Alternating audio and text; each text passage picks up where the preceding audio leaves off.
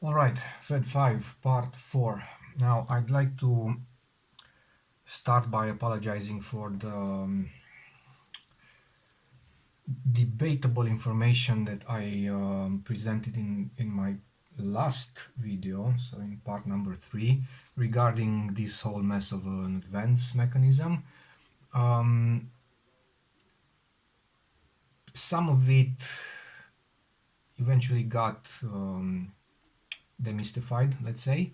Some of it was still wrong, and I only realized that today while examining it a bit more, and then also comparing it to another working camera. So first of all, I will restate or repeat the things that I said in the final part of the last video, meaning that this shaft, so all the pieces that are inside this shaft, are designed in such a way that the camera won't allow the user to release the shutter unless the shutter has been fully wound. So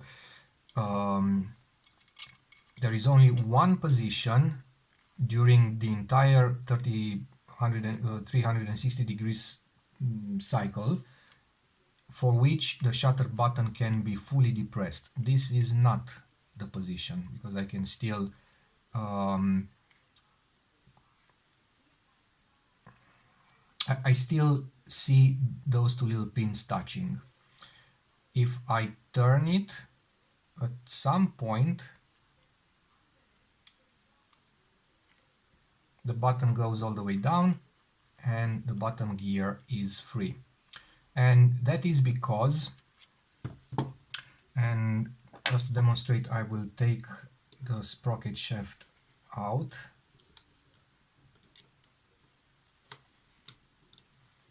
So inside the sprocket shaft there is, I don't know if you can see,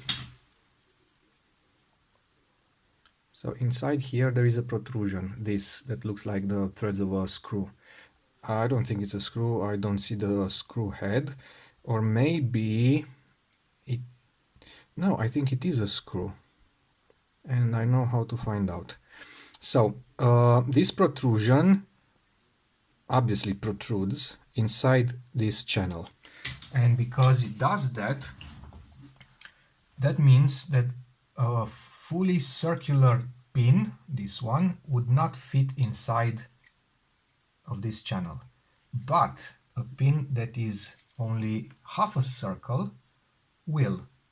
Obviously the flat side will avoid that protrusion, and that protrusion, that I think is a screw, will be visible if I remove this little screw, and therefore I can take out this piece. So you have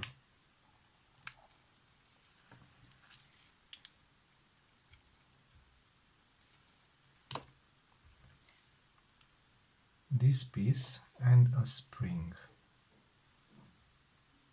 and another little thingy in the bottom, and that little thingy is in fact the brass sleeve that was on the shaft of this gear. So that one goes here. The sweet smell of Russian greasy stuff.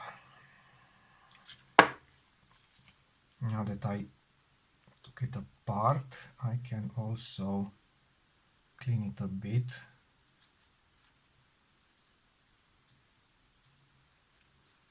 Okay, and on the side of this thing there is a screw, and that means that if you take out this screw and lose it, the camera will fire in whatever position or state the shutter is in. Alright, nice. Mystery solved.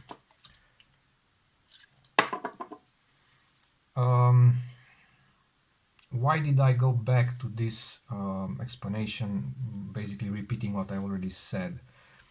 It is very difficult to not to fix or service a camera without understanding very well how it works, because you might get lucky.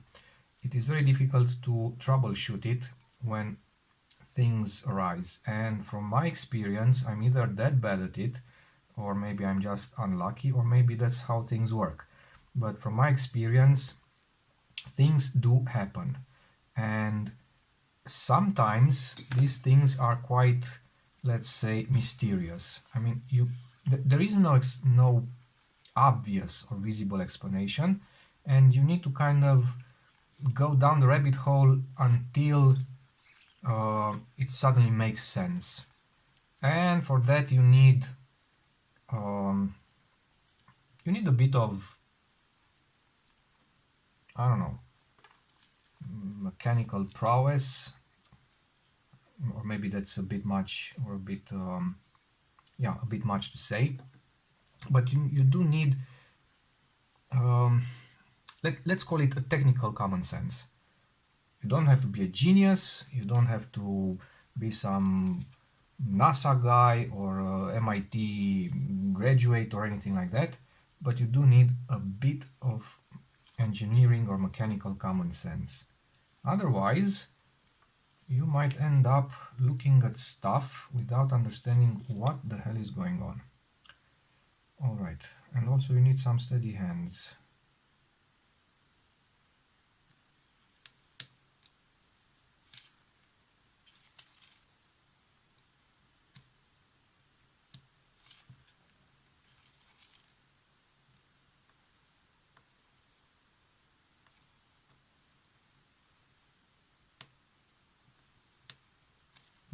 I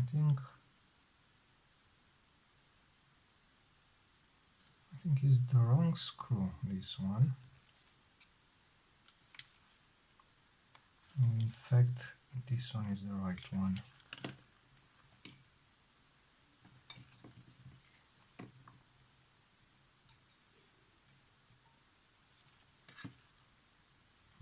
Let me see. No, these two come in a pair.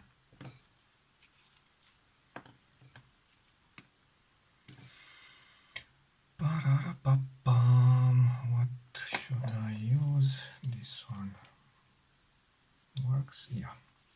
So basically I need to keep this thing pressed in against that spring, and also with the hole centered inside the slot, otherwise I won't be able to screw this little booger in. All the threads are quite small, and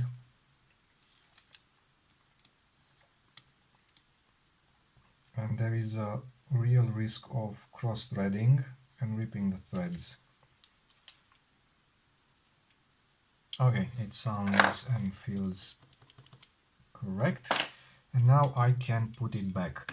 In order to put it back, just like I said the last time, the easiest way is to push down on the collar, on the release, rewind release collar, and that will lock this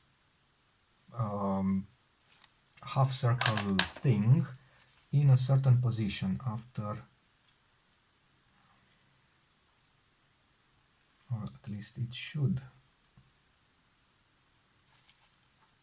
Or maybe I'm just wrong again, and it doesn't, but it only locks it in the downward position.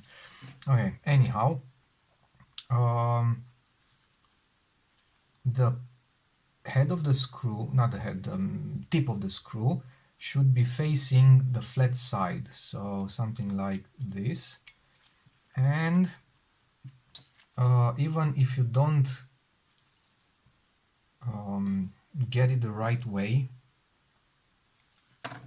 it doesn't really matter, because after you place the screws and you turn it a bit, it will click in place.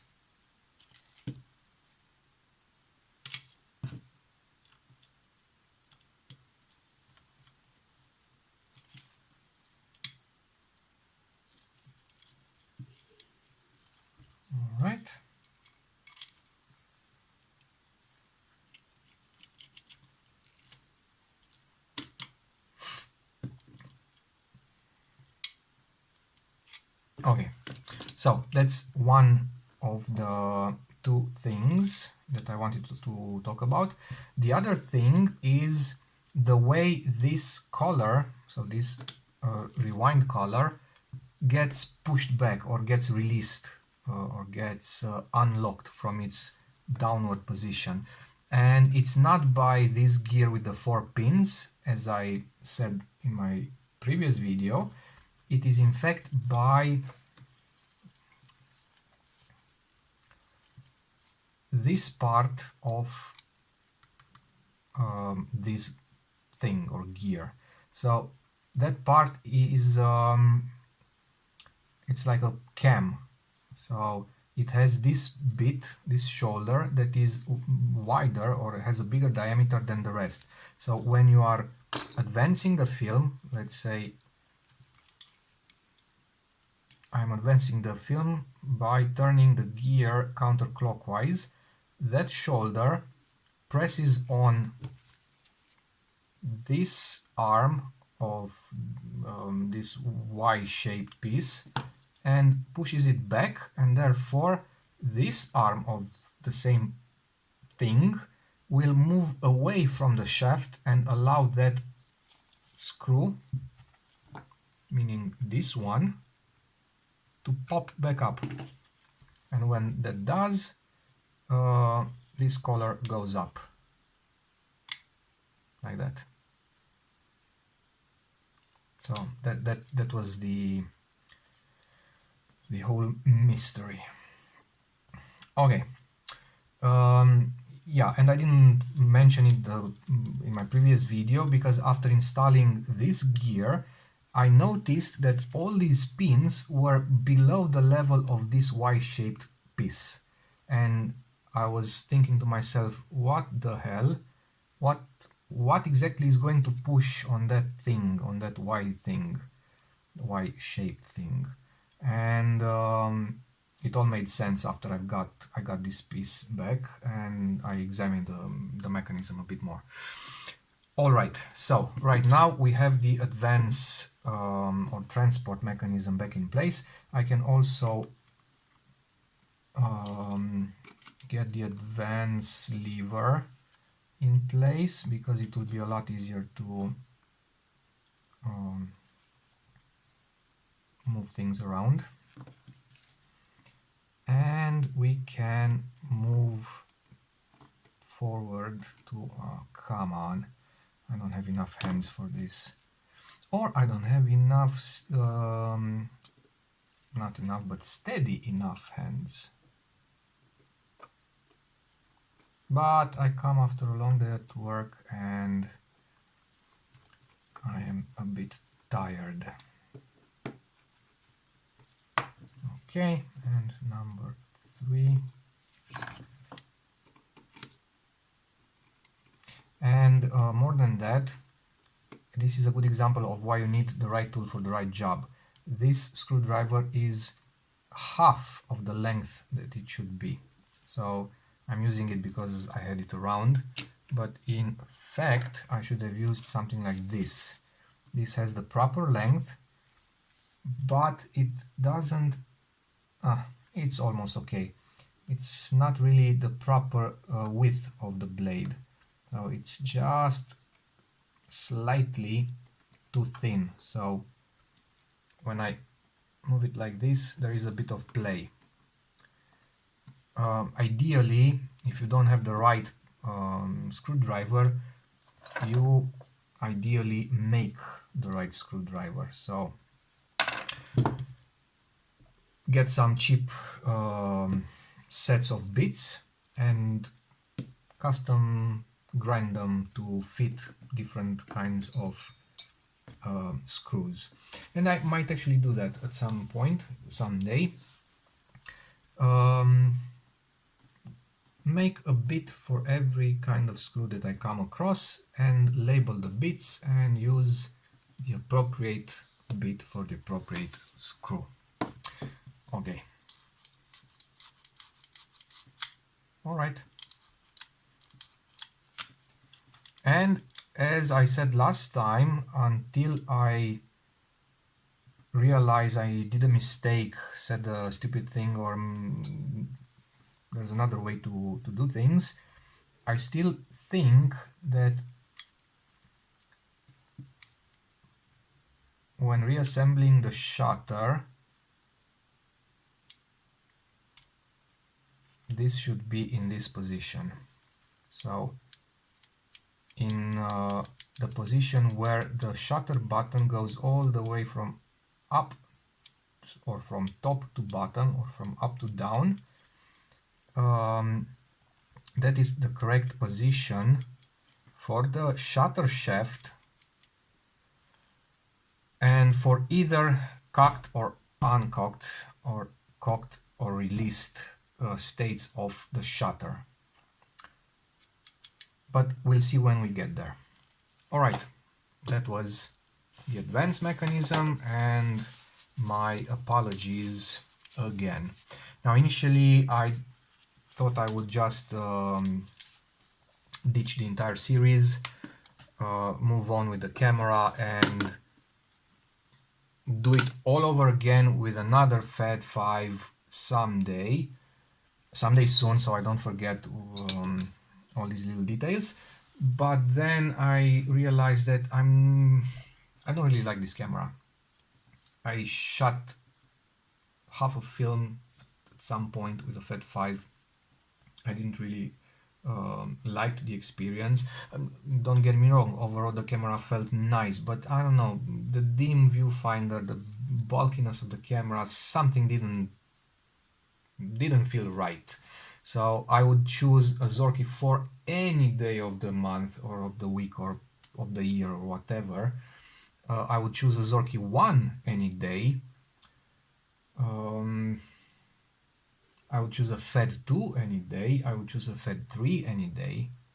So yeah, FAD 5 is not high on my user list, let's say. But I do have 3 or 4 more FAD 5s in a box, and I do have some pretty funky ideas for at least one of them that could turn out very interesting. But that's a story for a different day. Alright, back to this shutter. What I need to do, obviously, as always, get everything off, meaning the curtains and the rollers, take them apart, clean them, put them back together. I will try not to mess with this part, so I don't really need to remove this piece.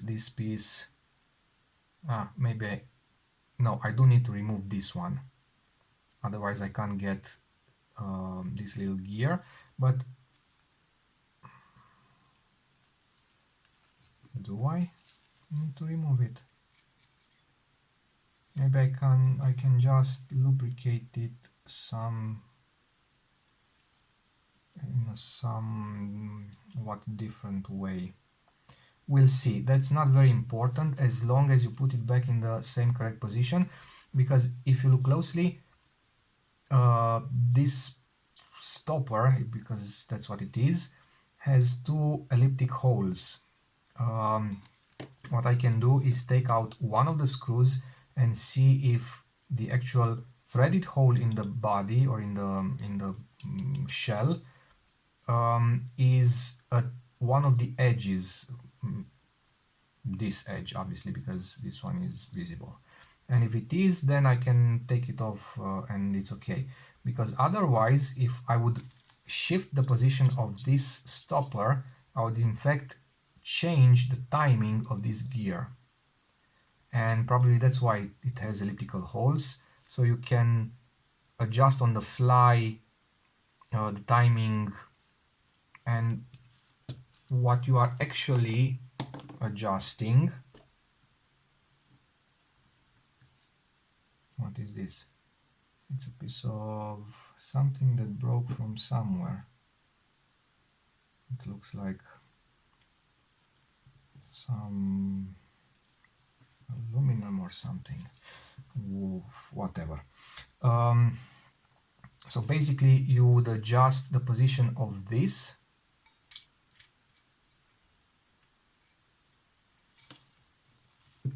that I need to push from the bottom so it can move freely.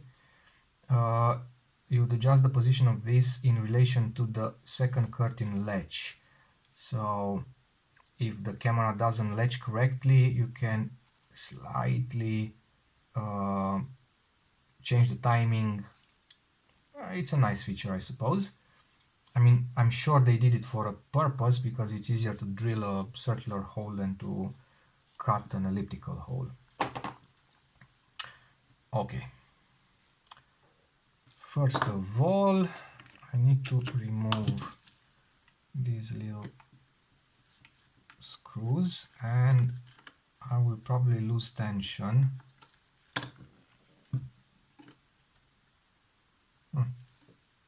No, I'm not.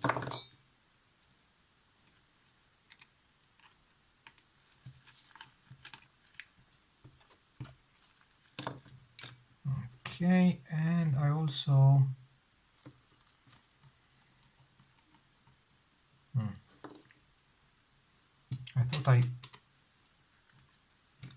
I thought I also made a couple of keys for this one, but apparently I did not.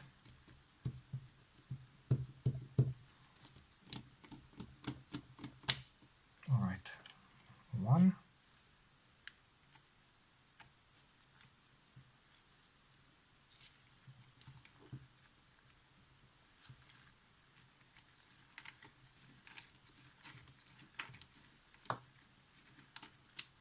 And the other.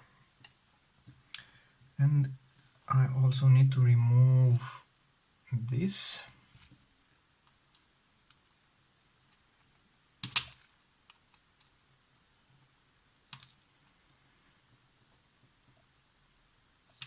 Oh, come on.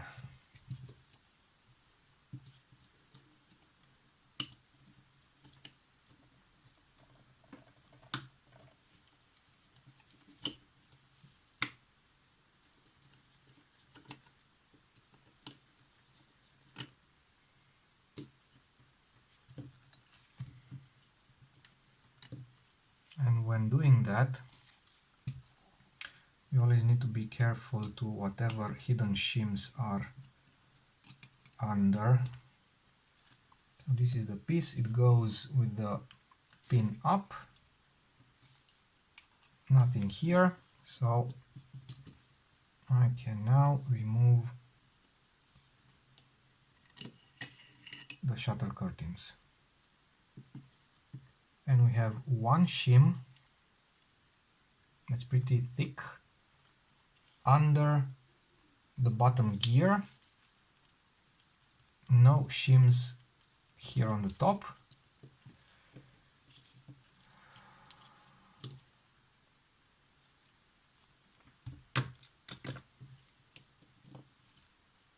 And these are the shutter curtains.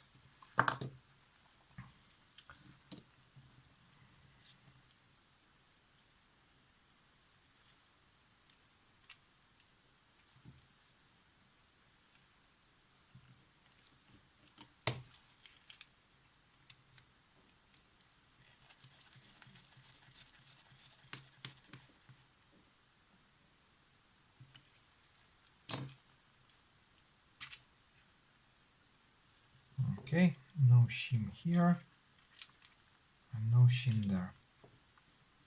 And right now we have curtain number 2 that I will inspect. I can clean a bit. I can re-glue the ribbons if I have to.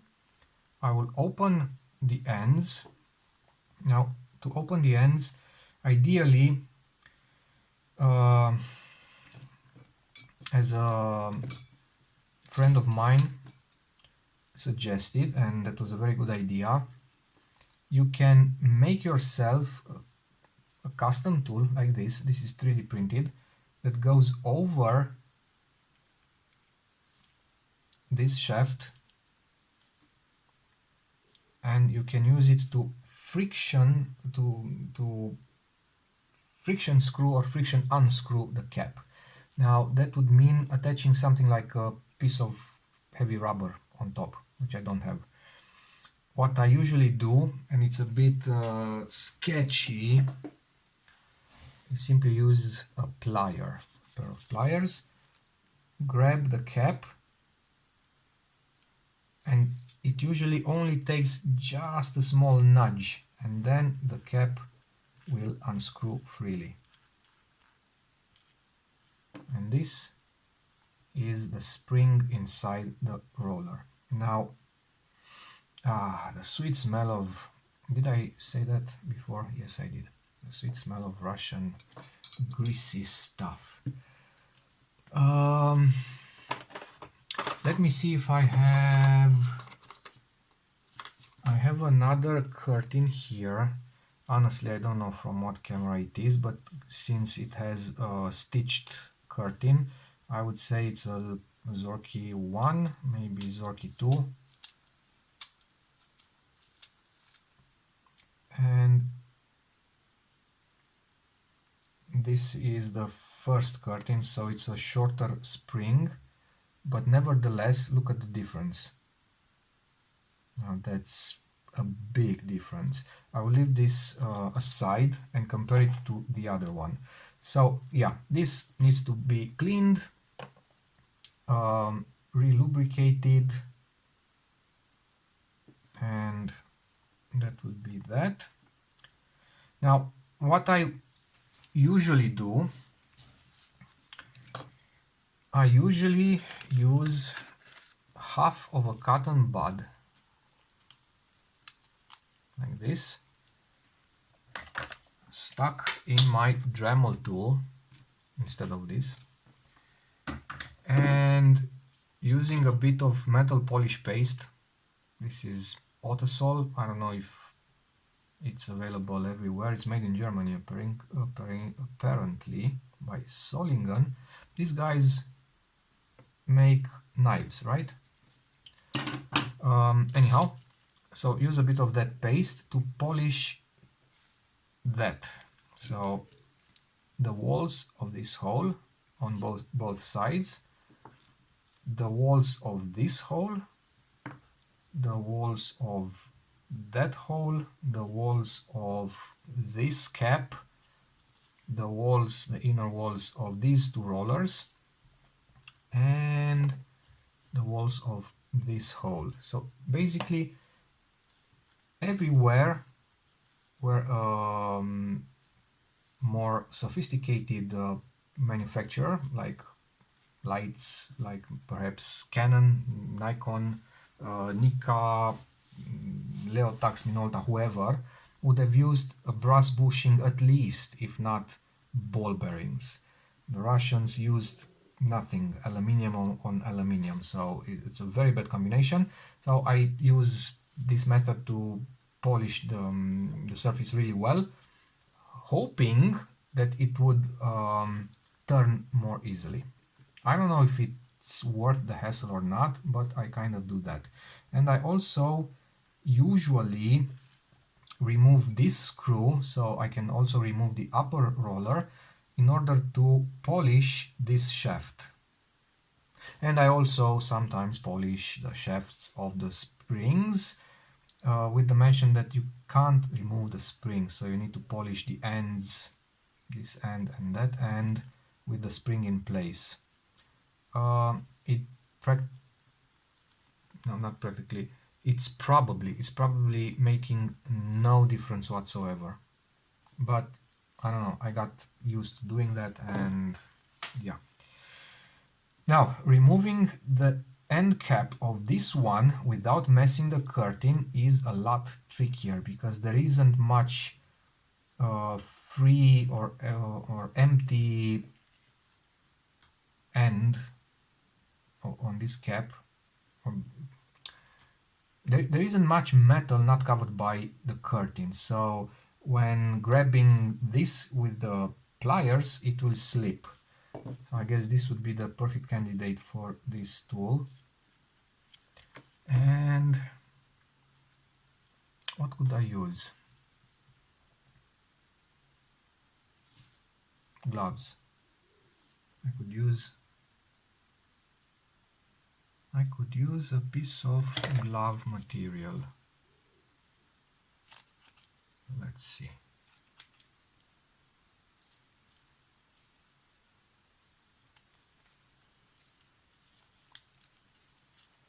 I will probably need to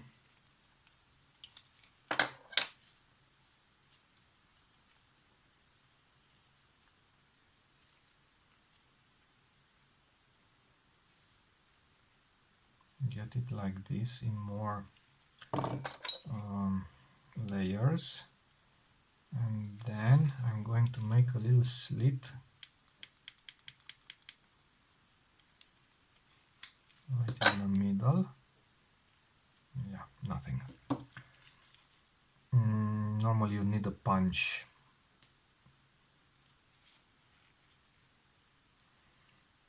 And maybe some different material. This is not a latex glove, but let's see if it works.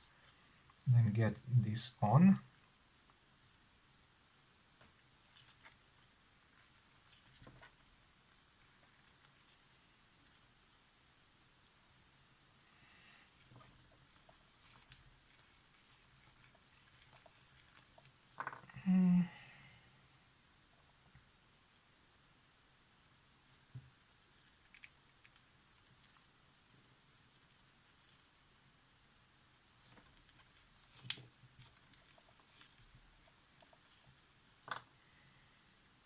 I wouldn't call it a success because it didn't work. Okay. So yeah, don't try this at home. Find another way. This is not a good idea.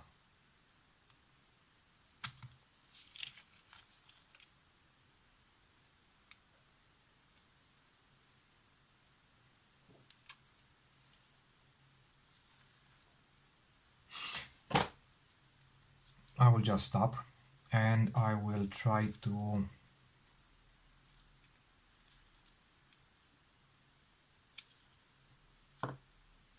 let me try something. That end cap has a little lip right here, so on the inner portion of it. So this thing doesn't lay flat because this one doesn't have the appropriate cutout. Therefore, I am going to try to bevel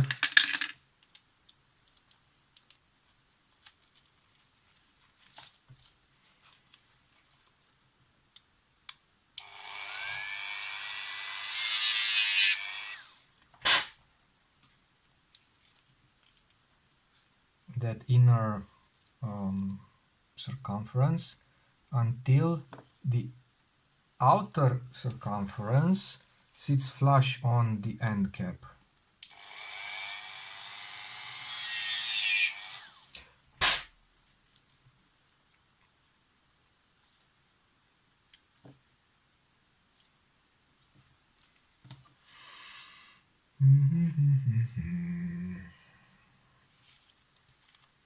But I don't have the right tools. Not having the right tools is bad. I mean, I do have some stuff somewhere, but I'm too lazy to look for it. Now, this is my mistake because I measured the diameter of the shaft, and I should have measured the diameter of that lip.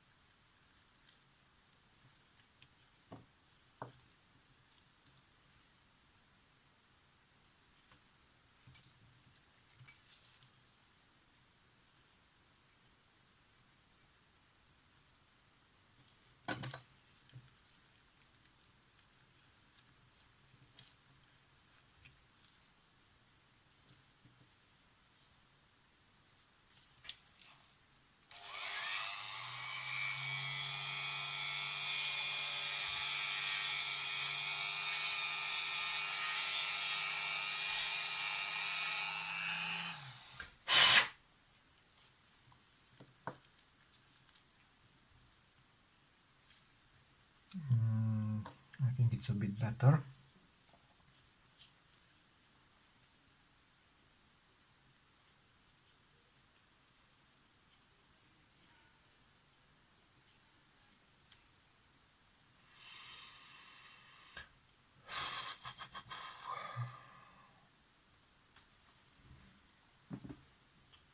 I don't know what else I could use that's more rubbery than the glove. I mean, I do know what I could use. A bicycle tire, but I don't have any. So I will just try some more.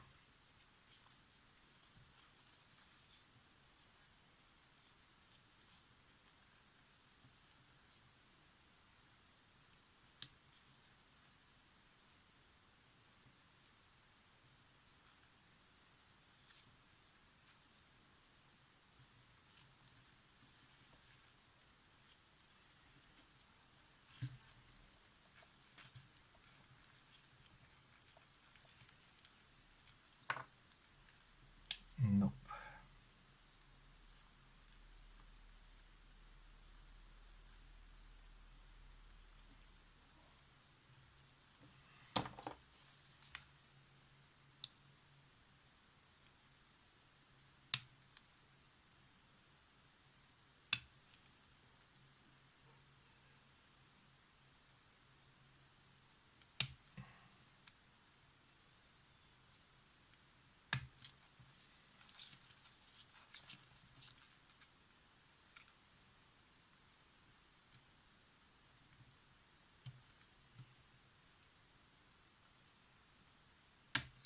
This won't budge.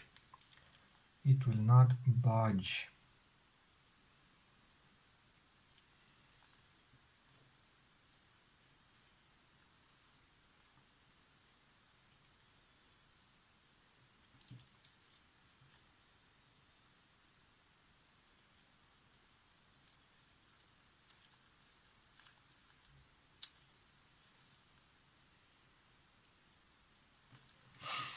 Okay, no, it's okay, it's okay. I'll give it some more tries. If I can't remove it the, let's say, easy way, then the next option would be to actually soak the curtain in something like lighter fluid and hope to be able to easily peel it off without damaging the rubber layer. But in my experience, usually I can do that to unglue it from the big drum and not so much from this little drum for some reason. So we'll see how that goes. Anyhow, basically this is what I intend to do on the shutter part.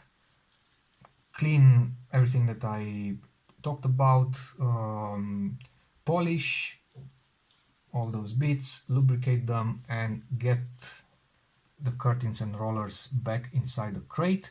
I will also remove the self-timer mechanism to add just a little bit of glue here and oil here and there on the pivoting points.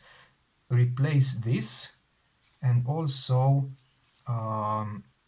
remove this gear, get it all nice and shiny, lubricate it and put it back because this one spins with the rest of them, so with the speed of the shutter, and therefore it needs to spin really fast.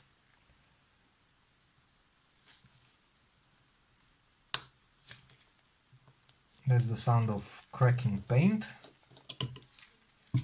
And if I remove this screw, I can see that the threaded hole is right on the edge of the circular cutout, elliptical cutout, and therefore I can remove it without much of a hassle. And then all I need to do is to lift this gear from under this thing, which I'm not really sure I can do. Now I need to see.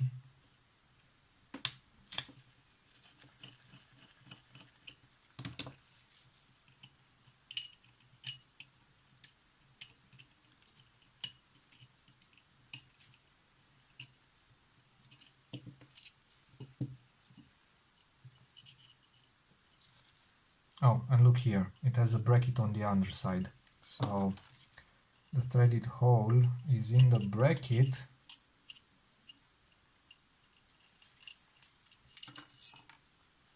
but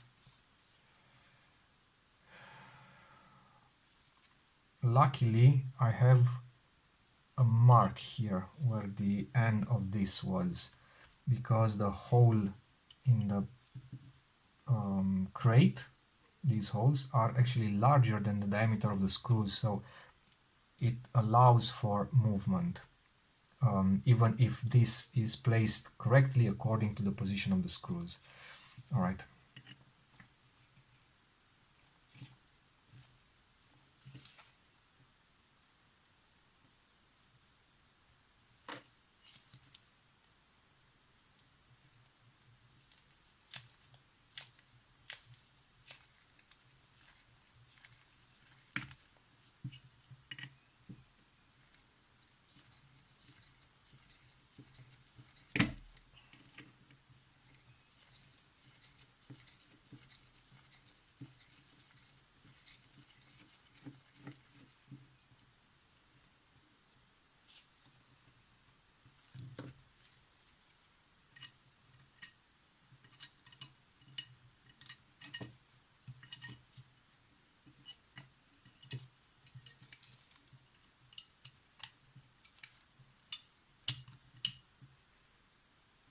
And this is the gear. It goes with the protrusion up. Nothing underneath the gear, no shims, nothing. Okay, well, except for a whole bunch of metal shards coming from here. So yes, that is the Soviet precision. Okay, and the last thing, if I'm on the subject, in order to remove this, you need to scrape off that old foam. That will reveal these two screws.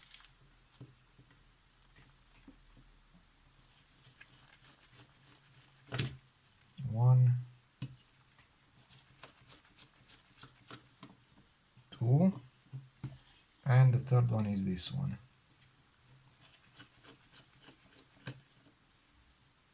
Okay, this thing should lift off, and there is a pin,